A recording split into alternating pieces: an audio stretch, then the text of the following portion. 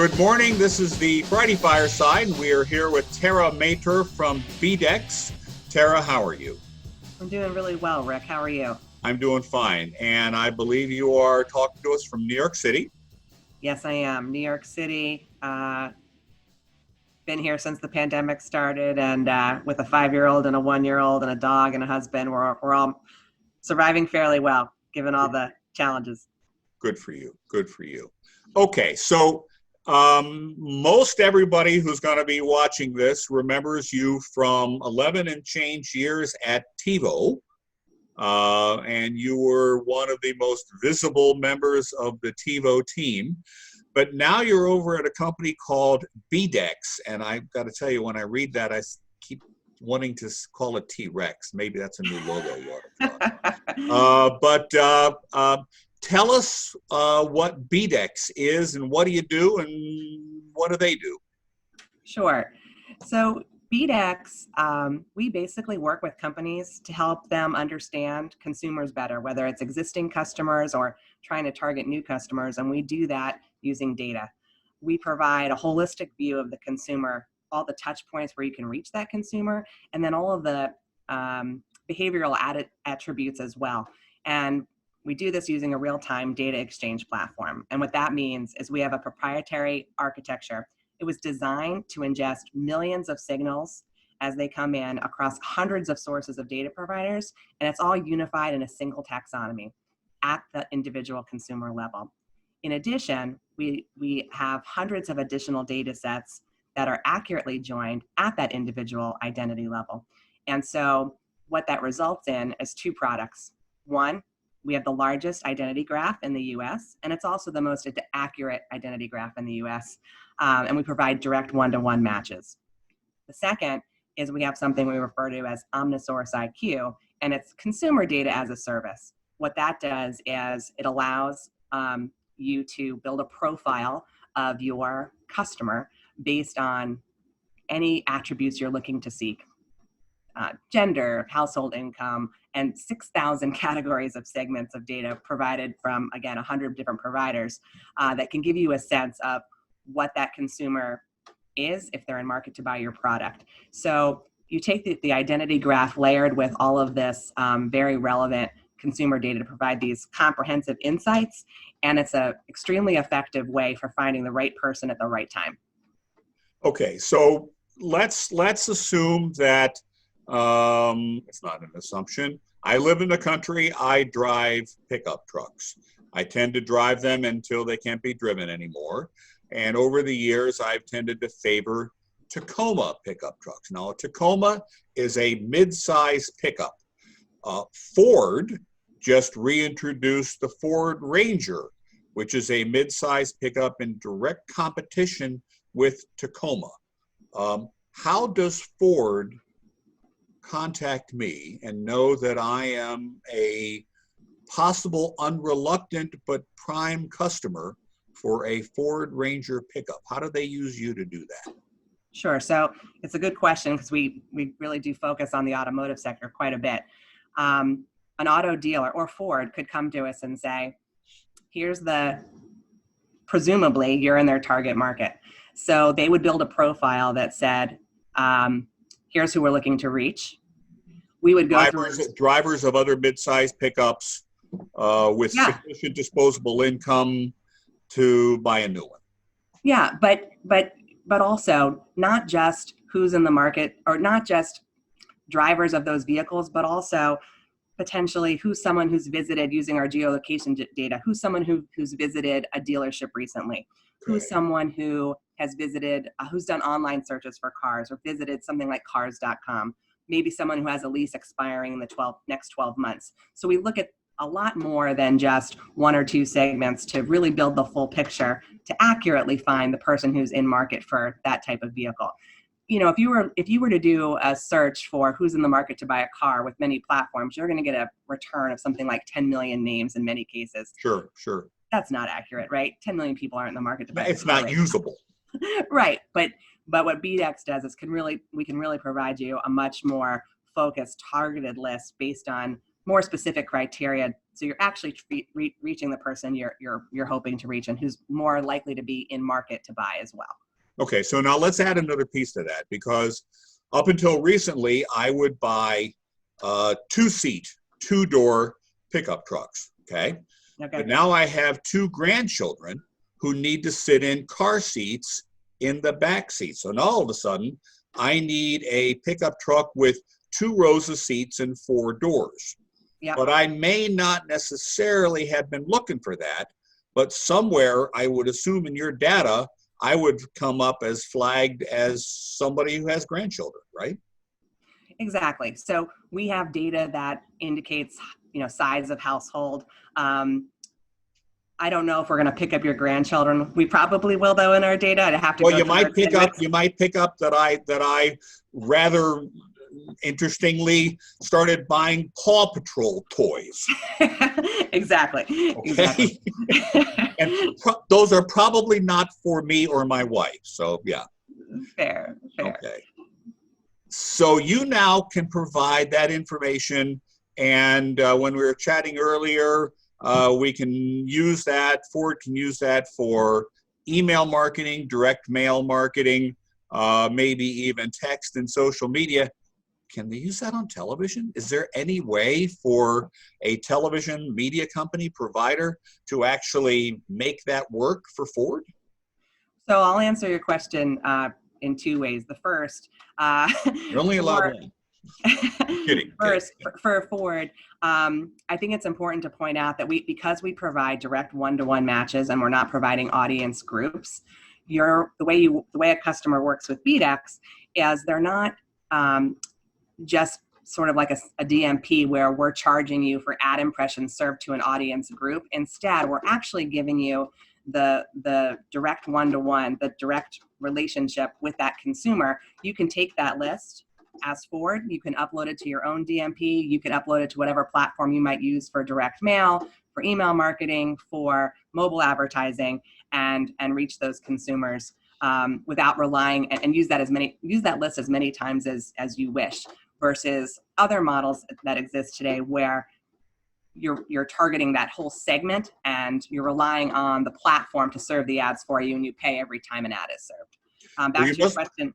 Yeah, you must be doing something right, because we saw that you're in the top 10% of the Inc. 5,000 fastest growing companies. Let's talk about automotive, because when we look at the pandemic and we look at the advertising and the marketing that's worked its way through the pandemic, auto is key to that. What are you seeing in terms of the actual volume of activity thus far, and what do you see going forwards? Well, immediately when the pandemic hit, we certainly saw the drop off, of course, in foot traffic to dealerships, because naturally you weren't able to go. Right.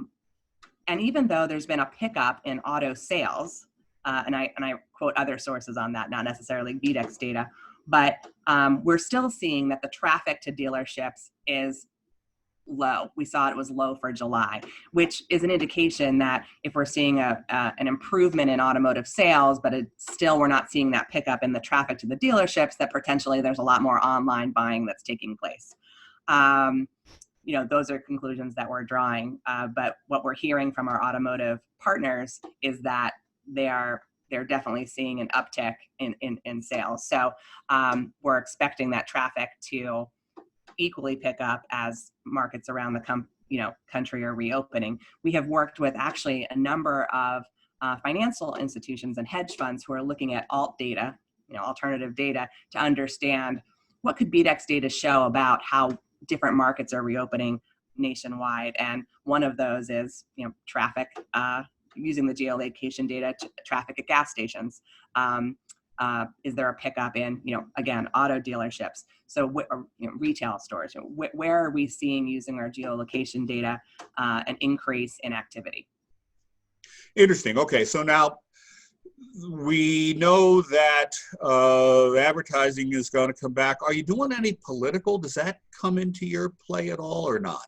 Yeah, actually, we are in discussions right now with one of the campaigns, one or the other, but they're looking to us for, again, understanding, doing that sort of identity resolution. So you could pick a state, right? Look at the people that the match rate that we have in that state of, let's say, the Democrats or the Republicans, and again, understanding whatever the criteria they're interested in. So if it's a company that's working for, the Biden campaign, maybe they're interested in finding consumers of a certain age demo, right? Or consumers who fall into a certain household income, or any number of things that they might be interested in. We are partnering with a company. We can't talk about it, unfortunately, but to look at all of those segments and understand, so they can have a better understanding of who they're trying to focus on. One of the folks that I've spoken to, and actually I have on a panel for Tracy Swedlow's conference, is Evan Tracy, who's from National Media, and they're he spends money with lots of zeros. And he made a point in one of our chats prior to this all beginning that when their ad has to run tonight, it has to run tonight. There's no such thing as, we'll just hold it for next week if we can't get anything. No, it's tonight. Something happened today. That ad has to run tonight. Do you get involved in any of that sort of instantaneous, oh my heavens, we've got to create a target for this today, tonight? Do you get involved in that piece of it? We are able to. Okay. I mean, I think, in fact, that's one of the very unique things about BDEX's platform, because all of the data is in real time, and because it's organized at the individual level, at the consumer level. We are constantly updating, and we know we've got the most accurate and the most recent data available on these individuals. So if you think about the idea that, going back to your question earlier about TV, yeah. We work with media companies who want to instantaneously understand that the consumers that are accessing their product, where they may have a point of connection for that consumer is their mobile ID. They want to instantaneously have a return path to them that they understand, let's say the hashed email for that same individual. And so that enables them to quickly either adjust ad loads and or send a marketing message, however they're looking to use the data. I mean, we work with them to make sure that they can resolve that identity instantly, and then how they choose to use it, they don't often share with us. But whether that's to adjust ad load, whether that's to adjust a marketing message, or whether it's simply to understand, is this person who we saw on TV the same person who we saw online? I got it. Well, okay, so now going forwards, the old ways that we used to buy the television advertising, and I'll stick with that, have thankfully fallen by the wayside and replaced by some more impression-based and certainly more data-based buying and decision-making and analytics and all the rest of that. You're growing like crazy. What does the future look like for BDEX in this space, in the marketing communication space, but also in the advertising space? Sure. I recently read that U.S. marketers are going to be spending something like $2.5 billion annually on identity resolution programs over the next, starting in 2022. Wow. That's a huge number, but it may, excuse me. Sorry. Not a COVID cough, just a dust cough. But it makes sense because, especially as you're thinking about TV, every TV network is not just a TV network anymore. You've got your multi-channel, so you want to understand, where is that person coming in? How do we find them mobile? How do we find them, across email? How are we accessing them on TV? And whether you're in television or any other medium, what are marketers always looking to do? Reduce waste in spending, increase return on ad spending, making it all more efficient. But now, even more so than ever, because consumers are demanding it, you need to deliver a targeted, personalized message. So, the old spray and pray and spray, right? Spray and pray. Does it still work for some companies? I'm sure. But for the majority of companies, they really need to focus on that personalized message. And you don't want to advertise to everyone, like we talked about earlier with the automotive example. you want to find that segment of the consumer population who's most likely has the highest likelihood of converting. And so you need data to do that. Going back to the identity resolution, you think of the identity graph that I'm sure every media company is either building or working with someone to build or licensing. But the thing we haven't talked yet about today is data accuracy and data quality. One very unique thing about BDEX, which you would imagine that every data platform out there would be doing, is prioritizing quality.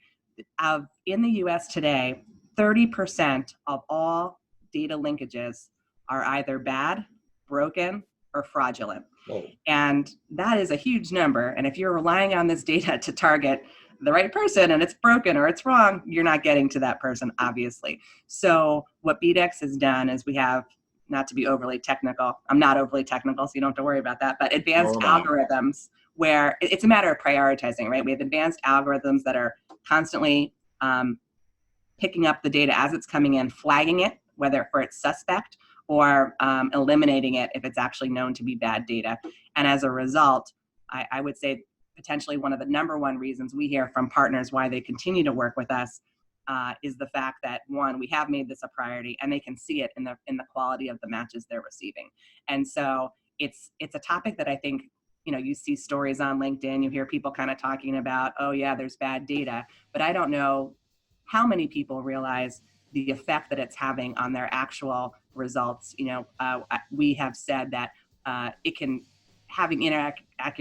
accurate versus inaccurate data could affect your return on your ad spend by as much as 43%. Wow. So it is, you've got a lot of platforms out there today who are trying to be the biggest, trying to have the most data, but aren't necessarily culling that data or don't have the technology to do it in a way that's efficient for them to eliminate that bad data.